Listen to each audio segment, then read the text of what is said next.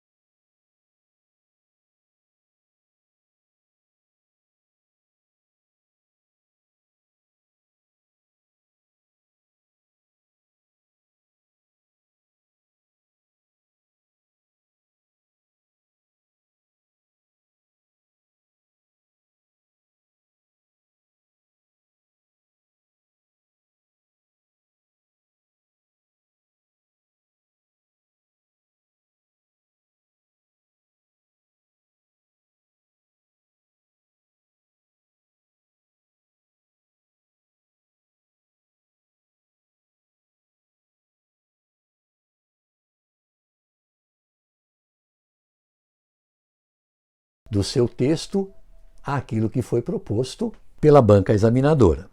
Bom, e como é que eu formo a coerência? Como é que eu construo coerência? Bom, é simples, não? Você tem que fazer um texto que não pode ter 4 coisas básicas. Primeiro, não pode haver contradições no seu texto. O que é isso? Uma contradição é quando você defende uma coisa num parágrafo e um parágrafo depois ou 2 depois você diz exatamente o contrário, quer dizer, você se contradiz. Então, se você fizer uma contradição no texto, você estará quebrando a coerência. Outra coisa que você tem que evitar para poder ter coerência é o que se chama de tautologia. O que é tautológico? Tautológico quer dizer repetido, desnecessário, não é? Então, normalmente acontece quando você não programou direito, né? Não organizou de maneira correta o planejamento do seu texto, e você chega num parágrafo lá, não tem mais assunto, ou não sabe o que dizer. Aí você resolve então repetir coisas do outro parágrafo, dizer a mesma coisa com outras palavras. Nós vamos aprender aqui a progressão textual e você vai precisar saber por que não pode acontecer a tautologia. Terceiro, você não pode ter estruturas dentro do seu texto que sejam ambíguas, quer dizer, que deem mais de uma interpretação, ou redundante, que é, na verdade, a tautologia.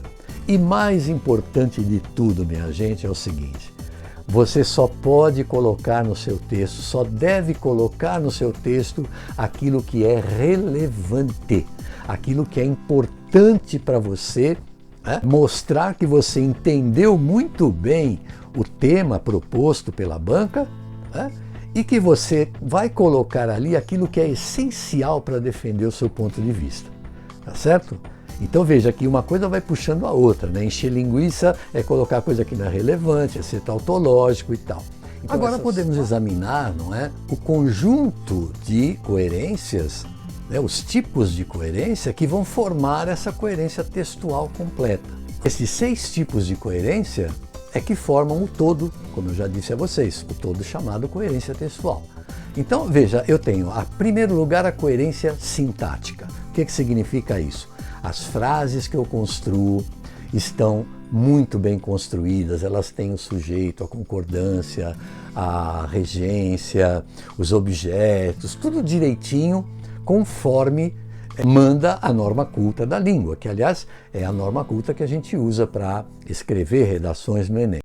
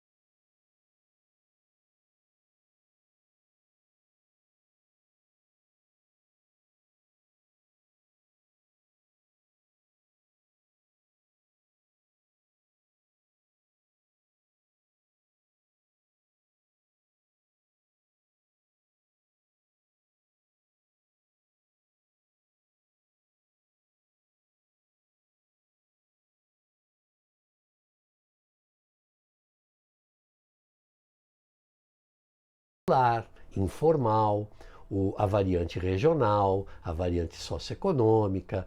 Ora, para nós só interessa um uso da língua portuguesa, nesse caso, o uso da norma culta, ou seja, não pode haver erros em termos daquilo que é prescrito pela forma gramatical. E por último, a chamada coerência genérica, que é, na verdade, a escolha correta do gênero e do tipo, mas com essa aí você não precisa se preocupar, porque quando você for escrever uma redação para o Enem, é claro que você vai escolher o tipo textual, argumentativo, dissertativo, tá bom?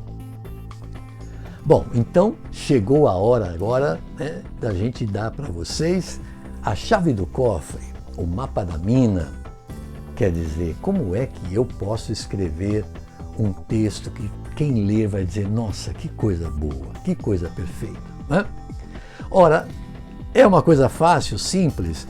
Ora, eu vou te explicar da maneira simples e fácil, e depois você pode usar tudo isso para conseguir escrever esse texto que você pretende com ele tirar a nota 1000. Bom, são algumas fases que são envolvidas, que estão envolvidas nesse processo de escrita, e eu vou te dar aqui um quadro geral e, na sequência, eu vou mostrar cada uma delas de forma desenvolvida. Então, em primeiro lugar, planejar e definir, né, as ações, o que é que você quer fazer. Depois, organizar a estrutura para isso. E aí sim, escrever a primeira versão, que é comumente chamada de rascunho, né? A primeira atividade do processo é planejar e definir as linhas de ação. Gente, Nunca, nunca, nunca despreze esta primeira área, esta primeira atividade. É dela que pode surgir a sua nota 1000. Planejar e definir significa que você vai colocar uma determinada ordem, não é? Numa determinada organização, aquilo que você pretende fazer. E como é que você chega lá? O que está envolvido no planejamento? Primeiro, certifique-se de que você entendeu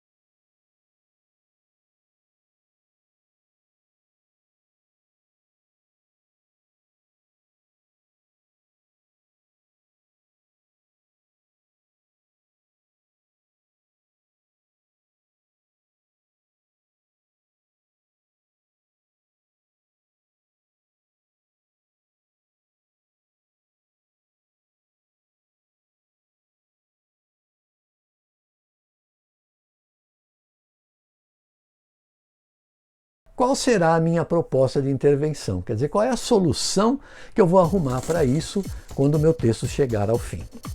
É a partir daqui que você tira a nota 1000. Tá certo? Se você não fizer um bom planejamento, você não chega lá. Essa é uma das partes mais importantes do seu trabalho.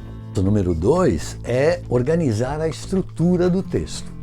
E o que significa isso? É imaginar o que você vai colocar dentro de cada parágrafo para defender essa ideia que você selecionou na primeira parte do planejamento, né? Que como você vai chegar aonde você quer. Então você vai pensar nos parágrafos, o parágrafo de introdução, o que é que você vai colocar, como é que você vai fazer a transição entre esses parágrafos, é uma coisa fundamental para você manter a chamada progressão temática, né? Você vai ter que usar determinados elementos como os conectores, né? Tipo, além disso. Né? Ora, essa ligação é fundamental. E outra coisa, né? Que você aqui ainda está na parte, eu não escrevi nada ainda, né? Nós estamos só imaginando quais são as estratégias argumentativas que eu vou utilizar. Né? O que são estratégias argumentativas? São as maneiras que eu tenho para defender a ideia que eu quero defender. Pode ser por causa e efeito, eu vou dizer que uma coisa causa isso, tem isso como efeito. Né? Pode ser por uma questão de alguém que você ouviu falar uma coisa importante a respeito, então você tem um argumento de autoridade, né? Você tem aquela coisa do contra-argumento, né? Quando você diz, olha, embora as pessoas pensem dessa maneira e tal, isso não significa que, percebe? Você usa uma concessiva, depois você usa uma adversativa, essas estruturas que vão fazendo a ligação entre os elementos do texto. Essa organização da estrutura é fundamental, porque agora sim você vai partir para a terceira fase, que é escrever a primeira versão do seu texto, um rascunho, ok? Escreveu a primeira versão? Ótimo! Veja, tão importante quanto aquilo que você diz é como você diz. Então o que você tem que fazer em primeiro lugar? Vai pegar essa primeira versão e vai dar uma olhada geral para ver se tudo aquilo que você imaginava foi colocado lá. Veja, essa é uma primeira leitura. Você não vai entregar a redação agora, tá certo? Então o que nós temos que fazer? Há outras fases que nós vamos examinar na parte 2 do tema coerência textual, que é o nosso próximo vídeo. Se você gostou, deixa aí o seu like, inscreva-se no canal. E tem uma novidade para você que chegou até aqui. Na descrição do vídeo, você vai encontrar lá um link para acessar o material prático. Ah, gostou, né?